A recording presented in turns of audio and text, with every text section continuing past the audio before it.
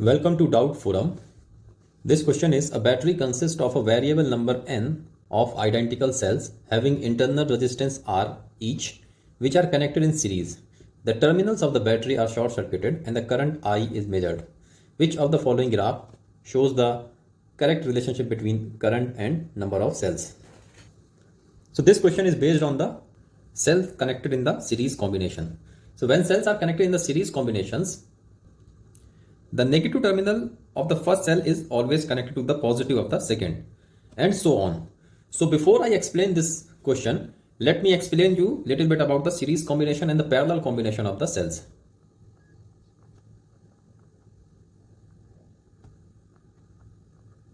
So the series combination of cells, in order to represent this, we have to first understand what is a cell.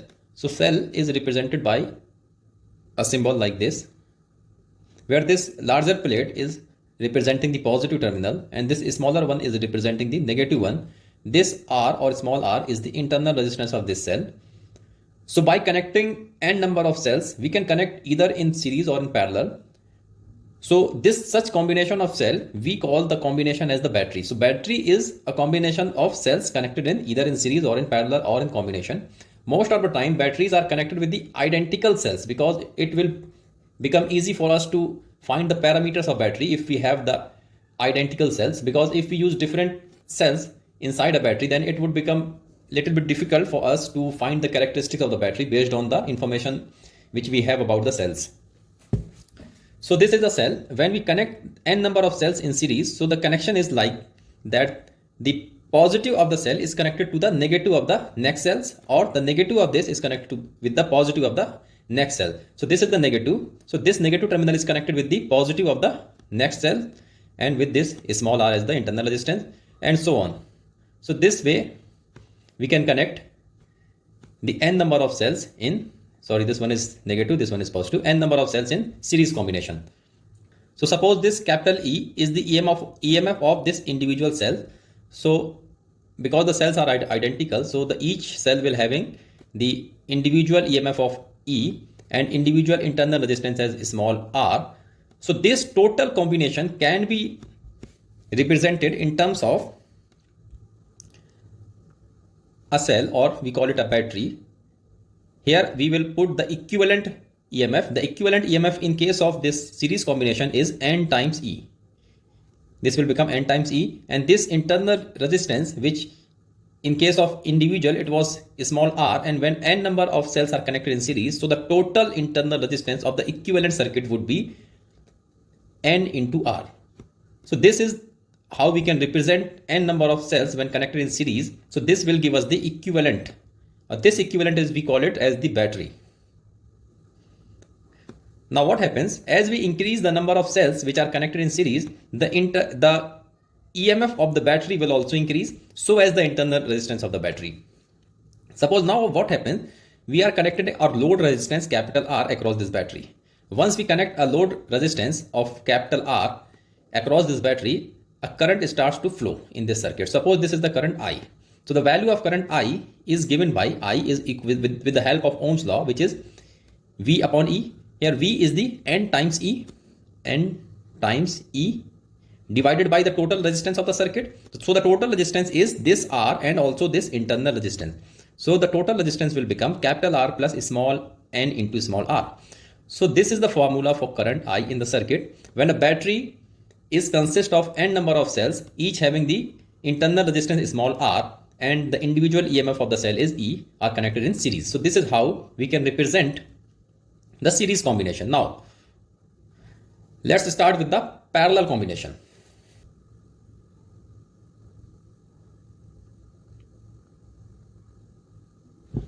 So in parallel combination of cells, what we do, here we have connected the n number of cells in series. So what we have done, we have connected the negative of the one cell with the positive of the another. But in case of parallel, what we do, the positive terminal of each cells are connected together and the negative terminal of the each cells are connected together. So suppose this is a cell, this is the positive terminal, this is the negative, and this is the internal resistance. Now we take the another cell, because these are identical, so they will also have the same parameter of the EMF and the internal resistance. So this one is representing the positive, this one is representing the negative. Similar is with this. Suppose we have n number of such cells, so we can connect n number of such cells in parallel. So what we do, we simply connect the positive of this in one and negative are connected together. So this is how we can connect n number of cells in parallel. Here the positive terminals are connected together at one point and the negative terminals are also connected together at the another point. So the equivalent of this circuit or this parallel combination, if suppose E is the EMF of individual cell and small r is the internal resistance of individual cell, and such n number of cells are connected in this manner, which is the parallel combination. So the equivalent can be represented with the help of a single circuit where this will be showing us the EMF of the battery or the terminal voltage of the battery with the internal resistance. So this way we can represent the equivalent circuit. Here the final voltage would be E. The terminal voltage of the battery will be same as the EMF of the individual cell. Here in parallel combination the voltage remains same. However, the internal resistance decreases because the n number of cells are connected in parallel and each are having the internal resistance as small r. So when n number of resistors are connected in parallel, so the equivalent will become R by N with the simple parallel combination. So here the equivalent resistance of the battery would be R upon N. So this is how we can represent the parallel combination. Here the terminal voltage will remain same and it is equal to the terminal voltage of the individual cell. So from here we can conclude that the terminal voltage of battery does not depend upon the number of cells connected when they are connected in parallel.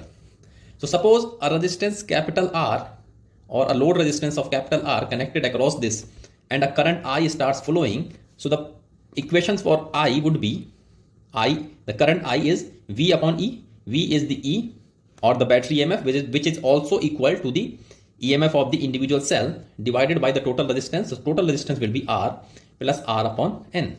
So this is the equation for current in the circuit when the n number of cells are connected in parallel. So after knowing the little bit about the series and the parallel combination, let's go back to the question. So here n number of cells are connected in series. When n number of cells are connected in series, so we have connected the n number like this. Suppose these are the n number.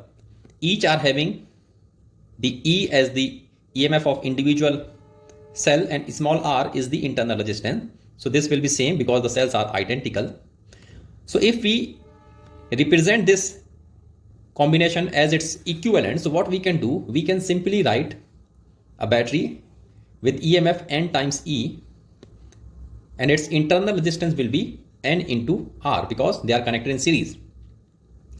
Now the question says the terminals of the battery are short circuited. Here we can mark this word, the terminal of the battery is short circuited. When the terminal of the batteries are short circuited, it means there is no resistance connected across the battery. They have just simply short circuited.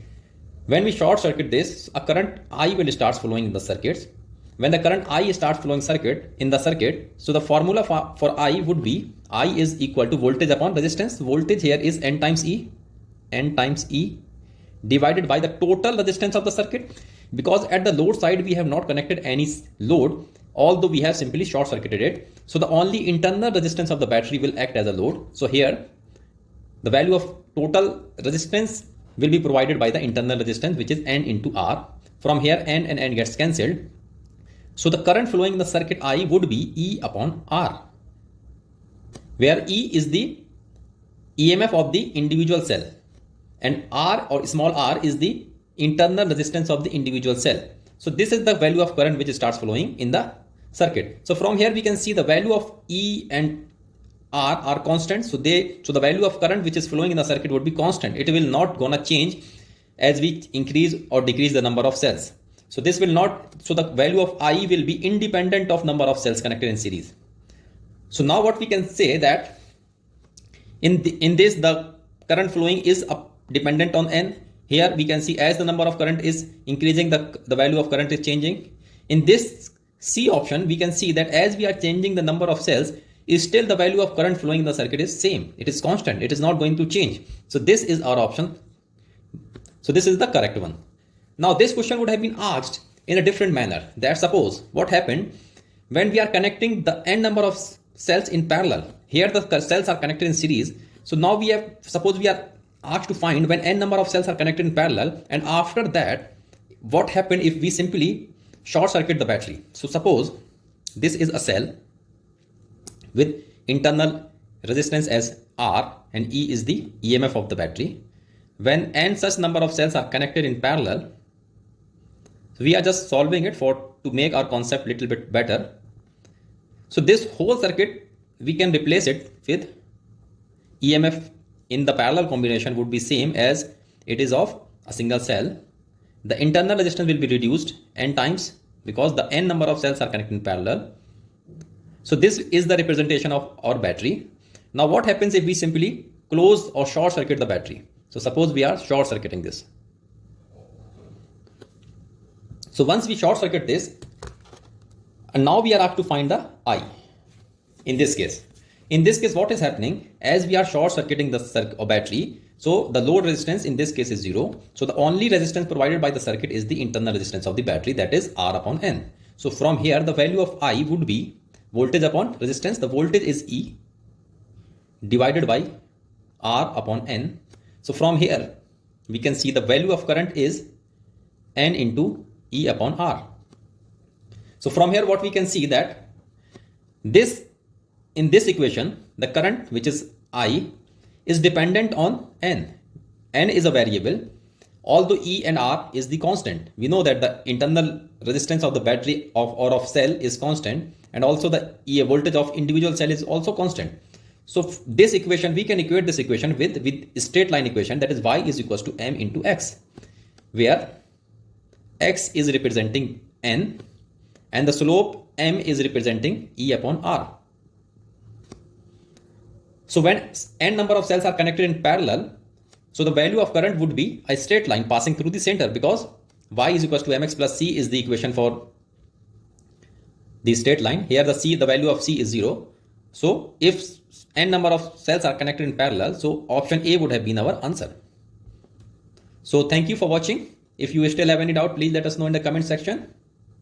See you in the next video. Till then, take care. Bye bye.